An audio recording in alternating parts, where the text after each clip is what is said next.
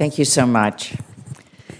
We'll now start with a round of questions from the committee, 5-minute rounds. And Undersecretary Moffitt, let me first talk to you about specialty crops. I was pleased to author this title, the horticulture title, back in 2008. I didn't know that you didn't routinely add titles. It was a very big fight, but we got it done. And from us in Michigan, as a group, we grow more fruits and vegetables than anything else, certainly from our Michigan agricultural economy. And it's almost half the cash receipts of the country. So I'm glad we have a title that represents the interests of these products.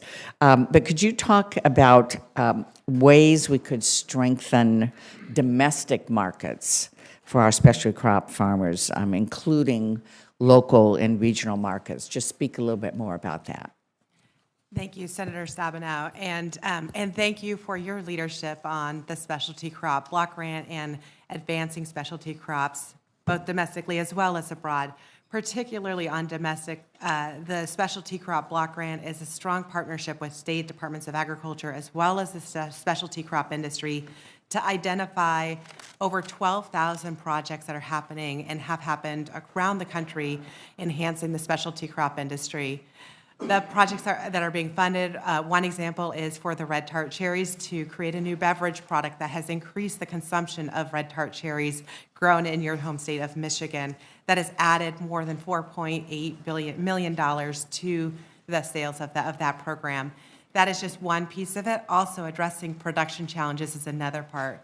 What I was really excited to see when I visited the state of Alabama is the local agriculture market programs, the local procurement programs that we're doing, coupled with the specialty crop block grant programs together, are building a new economy in Alabama for specialty crop producers where they have access to local markets at the same time that the grant programs are addressing critical research as well as education needs. So these programs combined are really enhancing and growing domestic, particularly local specialty crop, so that our communities have access to the great healthy produce and food that is grown in our communities. Thank you very much. Undersecretary Taylor, how can we improve the ability of specialty crop farmers to compete internationally in international markets, especially considering the unfair competition they face from heavily subsidized imports? Chairwoman Stabenow, thank you for this question. I think it is really important in thinking about how trade policy works for all of our diverse agricultural producers here in the United States. So as I think about this question, first and foremost, we need to make sure our specialty crop producers have open access to markets. That's access to markets here, and obviously Undersecretary Moffitt works very closely on those, but markets abroad as well.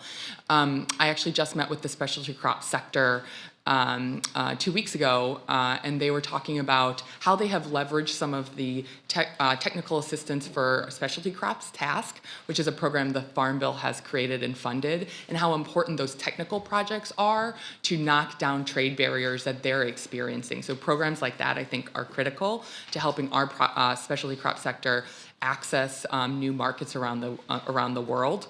Additionally, I think ensuring our trading partners are operating fairly and that trade commitments that are being made to our specialty crop producers and trade commitments broadly are being lived up to and enforcing them when they are not. So I think it is a multi-pronged approach that takes that we have to focus here domestically, but then also internationally. Thank you very much.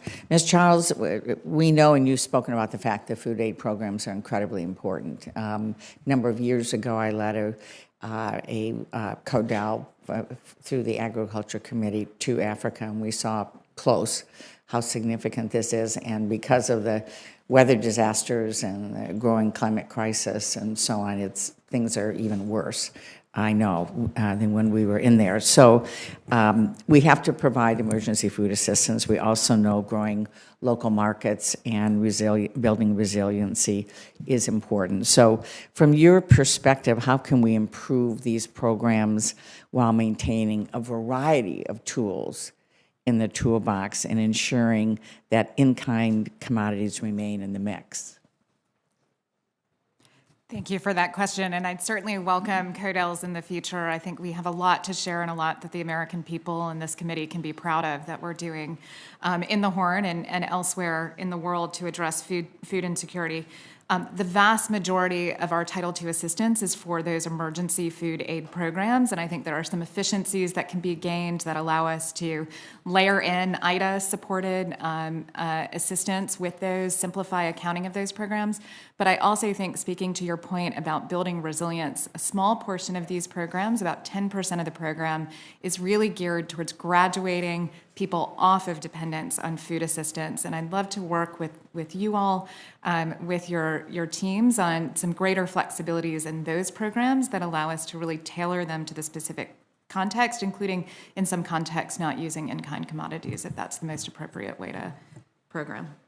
Thank you very much. All right, I'll now turn to Senator Bozeman.